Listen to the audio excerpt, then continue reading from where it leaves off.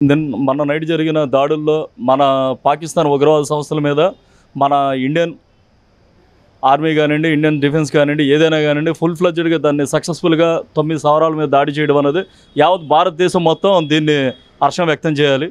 ఉగ్రవాద సంస్థల మీద అన్ని దేశాలు కలిపి మొక్కంటిగా అంటే ఇక్కడ మన అంటే ఉగ్రవాద సంస్థలని పెంచి పోషించే దేశం ఏదైనా కానివ్వండి, పాకిస్తాన్ కానివ్వండి, ఇజ్రాయెల్ కానివ్వండి, లేదా ఆఫ్ఘనిస్తాన్ కానివ్వండి, ఏదైనా కానివ్వండి ఉగ్రవాద సంస్థల మీద ఐక్యరాజ్య సమితిలో ఉన్న దేశాలు మొత్తం ఏకతాటి మీదకి రావాలి. ఉగ్రవాద అనేది లేకుండా చేస్తే కానీ మన ప్రపంచ దేశాలు మొత్తం ఒక శాంతియుతమైన వాతావరణాన్ని నెలకొంటాయి.